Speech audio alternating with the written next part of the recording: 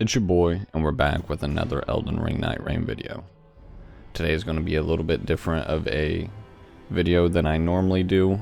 There's going to be some gameplay in the background while I discuss my thoughts on the new game mode added to Nightreign, the Deep of Night game mode. I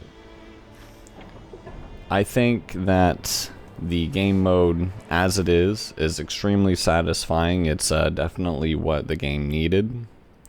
It's not exactly what I thought it was going to be, probably what a lot of people thought it was going to be, but it's still very much along the same lines. When they mention an endless game mode, I truly thought that we were going to be continuously hopping into expedition after expedition until we ended up losing. But that isn't necessarily the case. Looking back on it, that even though it seemed like a cool idea, probably isn't very good for time investment. I mean, these expeditions, they could last anywhere from like 40 minutes to an hour. So it's probably not the best to just have people continuously have to dedicate their time into each and every single run like that. It would really pull away from realistically being able to just hop into a run and do it in a time meaningful way. So I really do believe that this was probably the smarter decision on FromSoft's end to just have a singular run, and you gain or lose rank based on that. Right now, you're seeing gameplay of me playing as Revenant in a Deep of Night 2, in a Depth 2 run. So I haven't really gotten like too far in the depths, but you know, I've played a decent number of games now. I've definitely gotten some experience in the runs now in the new game mode. And overall, of course, some things could definitely be improved. I do think that the game mode is definitely where the veterans should be playing.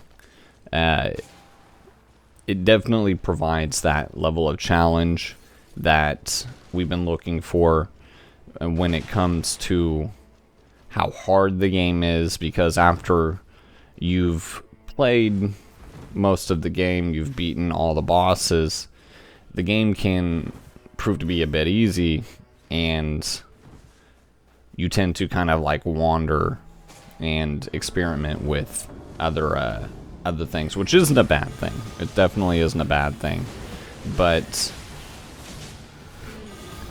there are times definitely where you want to really optimize your setup and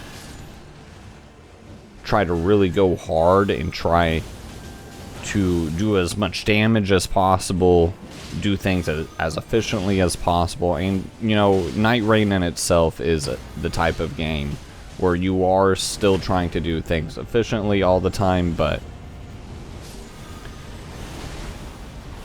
Deep of Night definitely pushes you to use what you're good at, to strive for good builds, and to really try not to hinder the team in any way. Before, I mean, you could definitely get away, and you can still get away with it now, but it's not quite as easy. But before, you definitely were able to get away with, like, I don't know, like a good example, I guess, would be using a like a strength build, like you know, running around with the stone smasher on Revenant. I mean, now, granted, that's a lot more viable because there's a relic you can get, a Deep of Night relic you can get, where you can increase Revenant's strength, and the meme has become real. So, it's, you know, it's still definitely up there, but, like, would I say that's the best way to run Revenant? No, it's not. You're giving up Revenant's best stat, which is her faith stat, her ability to cast, for an aggressive strength-based playstyle, which, I mean, with Revenant's low health pool, with how hard things are hitting, it's really just not a viable, or like, maybe not necessarily not a viable way, but not an optimal way to play. If you're looking to get those wins more consistently, you're looking to get the most out of, say, something like a Revenant, you're definitely going to be casting. You're not going to be trying to play into these strength-based weapons. Now, that doesn't mean that you don't use it if you get, like, a good situation for it where, like, it has a really good passive on it. You know, you use what you can take. But for the most part, I feel like the new relic system, the debuffs that you get on weapons, on relics, they're all very fair. I think the new relic system's really, really interesting. I really think that with the sheer amount of relics that we have now to be able to put on a character really actually, like, increases build diversity to an extent. Now, it's kind of up in air how diverse that is, coinciding with the fact that you're really trying to push to be as efficient as you possibly can with, you know, as you get further into the depths, the bosses have larger health pools, they hit harder, so you're trying to do things as optimally as you possibly can, so you're not really going to be trying to spread your resources out too thin when it comes to the relics. But something I have noticed is, before, you know, it was always, you know, you put on the Everjail relic and then some, maybe like character specific relics for like character specific buffs or skill enhancements. And, you know, you get what else you can get on that. But now, of course, you're still having a bit of that. The Everjail relic is still very good. You can kind of just, like, focus in on specific things. And one of my favorite aspects of what you can do in your builds is the fact that you can get a specific weapon type more focused in on with your relics. So you can get a weapon type dormant on a relic, and that can really change the game up, truth be told. One of my favorite ones that I managed to get is getting colossal swords more often on my Wilder. I love colossal swords. They're really, really cool. And just like consistently finding those on the Wilder build that I have is just, it feels so much more nice. Of course, great swords are great. They work extremely well with Wilder, but I always find myself using just a big Oonga Boonga weapon, you know. If it was a colossal weapon in general, I might like have swung more that way, because there seems to be a bit more common in some good colossal weapons, like the Rotten Great Axe is a colossal weapon and not a a Great Axe. And finding something like that more often would probably be a bit more reliable, but still being able to focus in on specific weapon types now is really awesome. Really awesome. The new skills or the new specific character relics that you can roll are awesome. One of my favorites right now is, of course, Revenant is probably my favorite character to play, if not Iron Eye. Play as Legolas. I remember seeing Iron Eye in the trailers before Nightreign came out, saw the Iron Eye ultimate, and I was like, that's it. I'm Legolas. It's over. I don't really care if he's good or not. And then, of course, he ends up being like probably the best character in the game. And people are making me feel bad for wanting to be as Legolas, so whatever. Revenant's awesome because you're basically a summoner. That's sick. I love summoning mechanics. Always been some of my most favorite. This was an awesome pickup right here, getting the Rogers Rapier, getting the multiple glint blades. I felt like that was really awesome. And the twin blades that I got as well, having increased FP. I felt like this build was really strong. This is this run overall that you're watching in the background was a really good run. This was one of the best runs I've had in the new game mode. Of course, I'm not very far in the depths, so it could definitely be improved upon. But back to what we were talking about when it comes to the relics. The character skill or the character relics are very nice. I love the fact that you can actually get the stat swapping on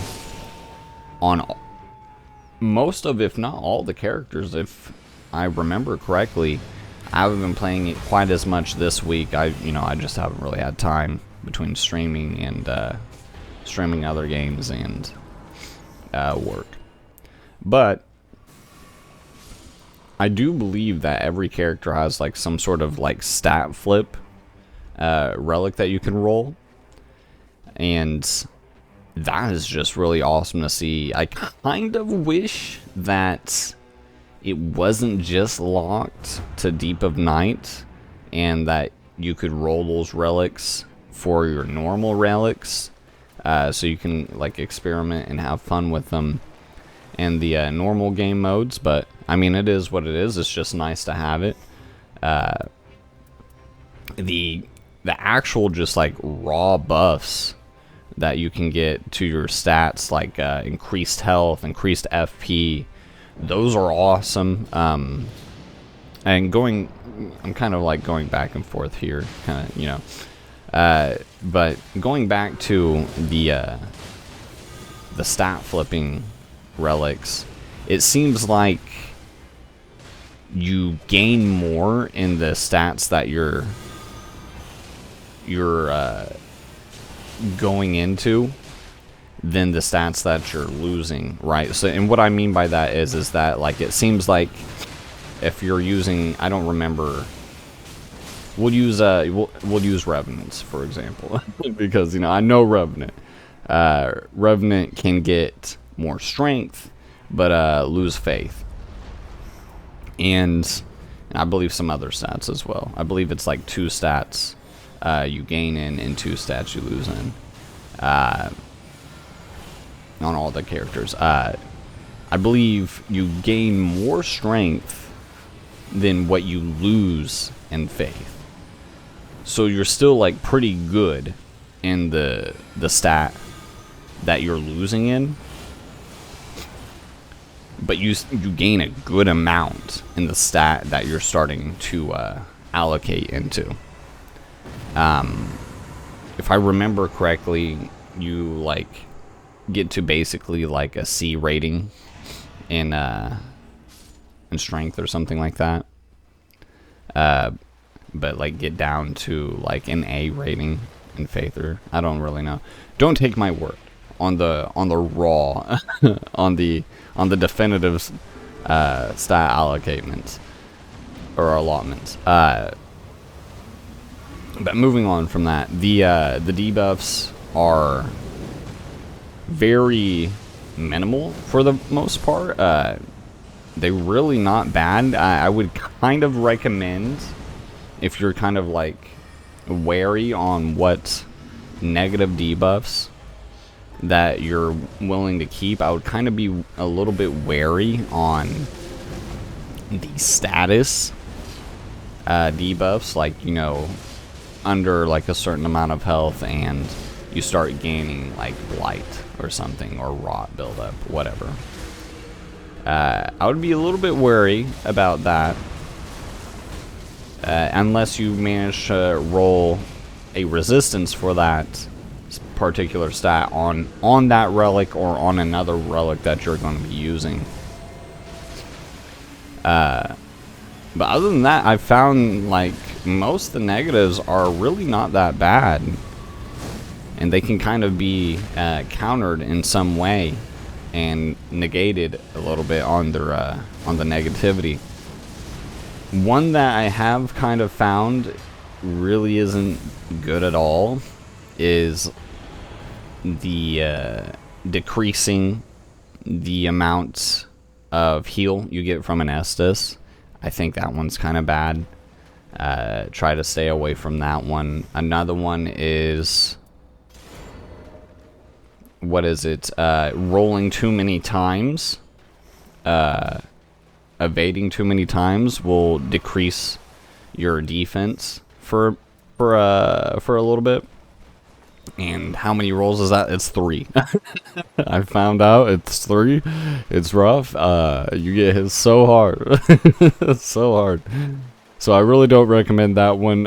From what I've heard, the flask use one, where you lose defense when for healing, is only during the actual healing part. After you're done healing, you don't have the defense debuff anymore. I can't necessarily guarantee you that that's correct, but that's just what I've heard. I've gotten only really a couple, in my opinion, usable relics. I haven't really tested all the negatives at all. I probably should do a bit better job on doing that, truthfully. Just not thinking about how the sparring grounds can really just let you just test out the debuffs before you get rid of the relics. But hey, it's my bad. It's my bad. Never said I was a professional. But overall, they're really not bad at all. The only thing that does suck is with how many negatives you can roll and how they don't really pair very well. Not only are you like looking for good relics a lot, but like they come up more seldom. What seems like even just not even just good relics, but usable relics don't really come up quite as often as the regular relics. Maybe a good thing, maybe a bad thing, I don't know. It seems like it's kind of a bad thing in my opinion because of the sheer amount of grind that's needed to get a series of good relics that you want for your build, or if you want to play a particular build. Like I've seen the afflicts poison or afflicts damage when you have poison afflicted on an enemy on Iron Eye one time, and it was an awful it was an awful roll. It was unusable, actually. So there's that.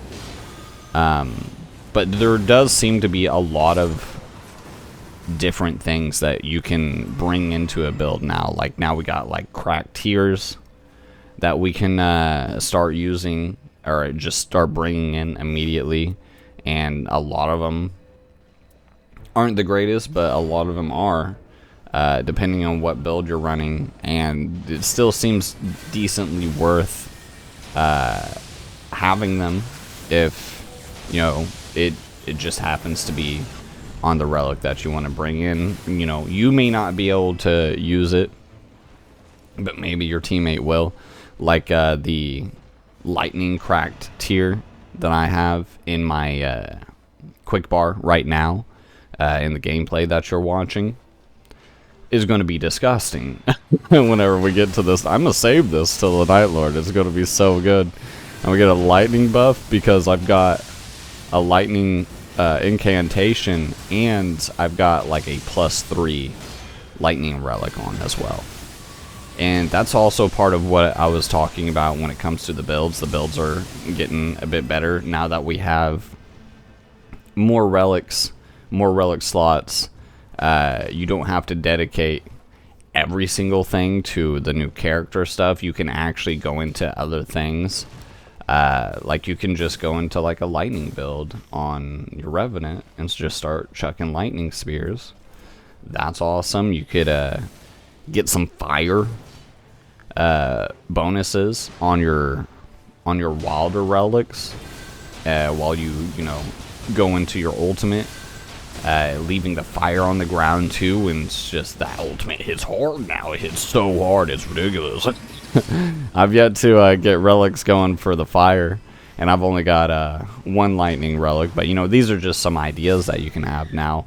What you could have done before is way more viable in your building than it ever was before. Like you can go into, you know, specific sorceries for your recluse, or, you know, just pushing magic damage as high as possible. Really make like a magic or a glass cannon build on some characters. I love the fact that you can get, not only can you just get increased HP, but you can, there's like, I don't remember exactly what it is because I haven't gotten a good enough roll on it, but it's like you get more HP for every great enemy slain at like a great chapel. That's amazing. That's so good. Just stacking these HP buffs on like a Raider or Wilder or something, or like Guardian. Oh my god, that's so good. Just become the ultimate tank. Have like an HP bar halfway across the screen, like the FP bar I've got right now. Holy crap, look at how much FP I have on Revenant right now. It's disgusting.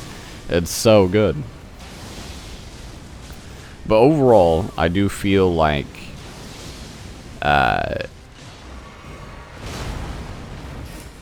the Deep of Night game mode is exactly what the game needed. The only real problems are like the amount of grind that's necessary in order to gain a lot of these really good relics to make a lot of these builds. Of course, some of these negative attributes or negative effects are really not manageable or not really reliable to put on a lot of your builds.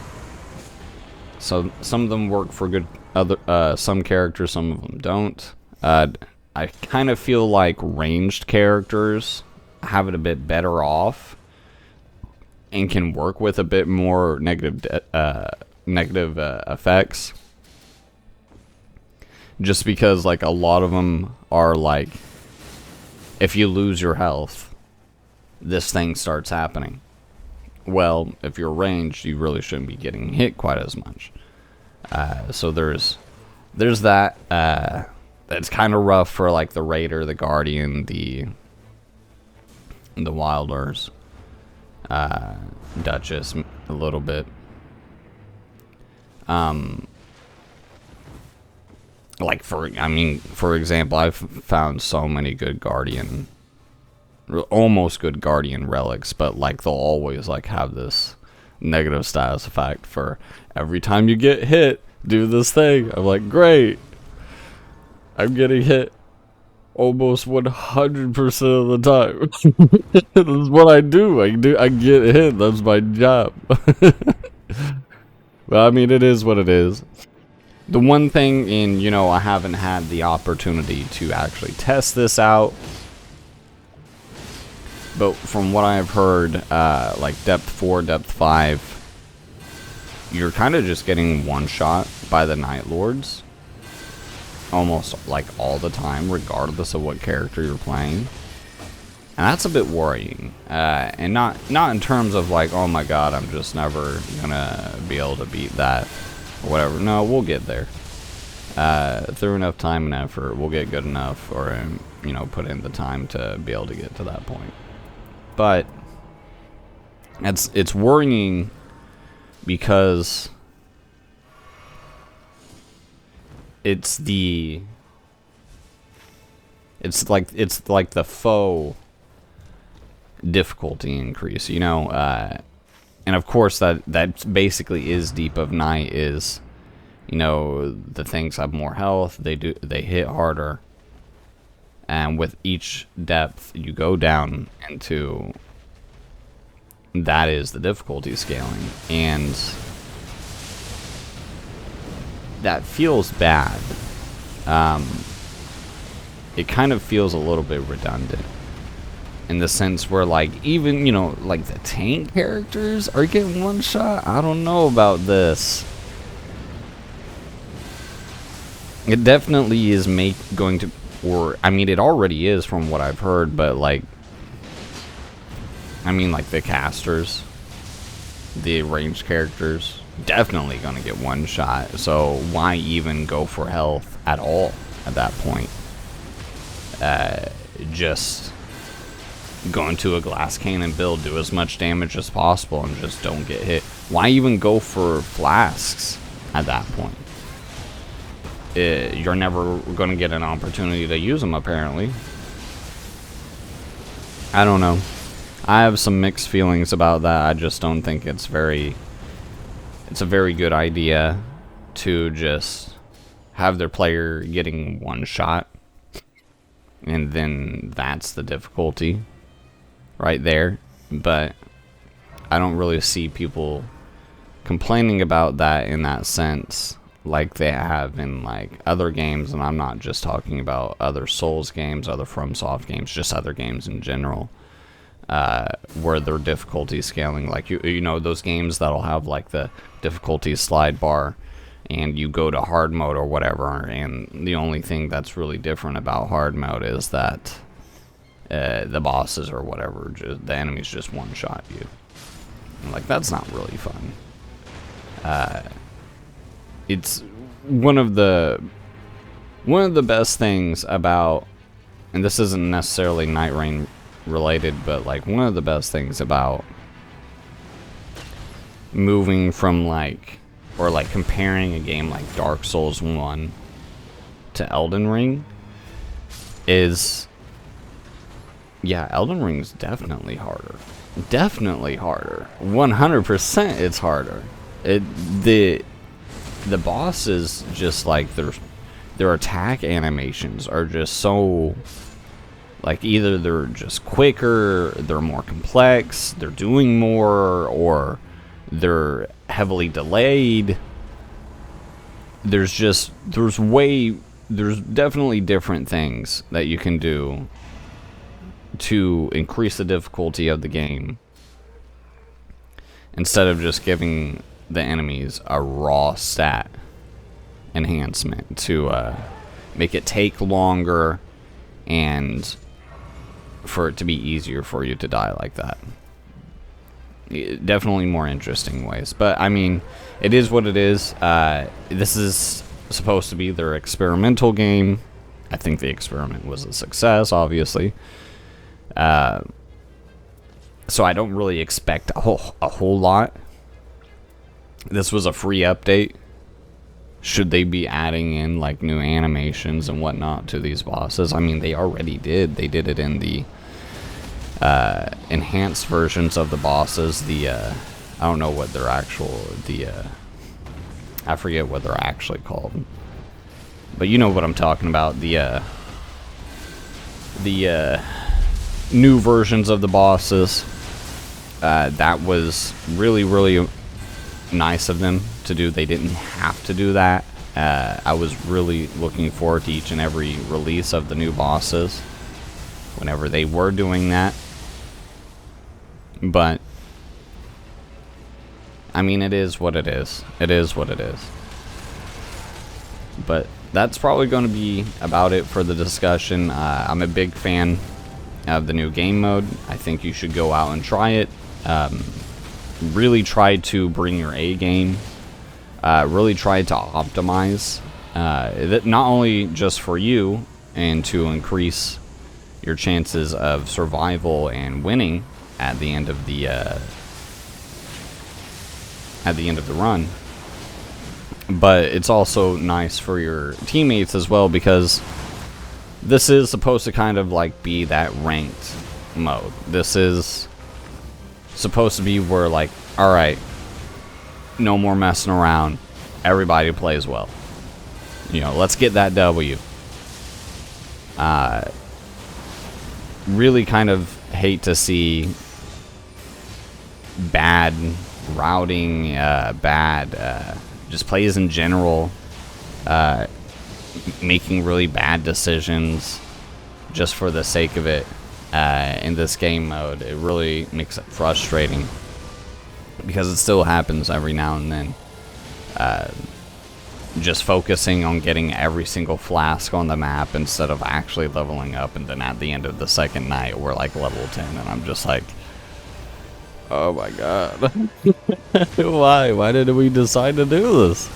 This was so unnecessary. We could definitely get away with just having 2 flasks, even 1 flask, depending on how good we're feeling, truthfully. But like, I mean, it is what it is. You're probably always going to have stuff like that. But I'm going to go ahead and get out of here. I think that we only have up to go from here. I'm very excited for the DLC to come out, and I think in a month or two, something like, and I think like 2 months. I'm not 100% certain on that, but again, I'm going to go ahead and get out of here. I hope you guys have a great night. Make sure you guys leave a like on the video, comment, and subscribe if you haven't already. And have fun watching the rest of the gameplay. It looks like we're about to run into the Night Lord, and well, let's see if we can get that win.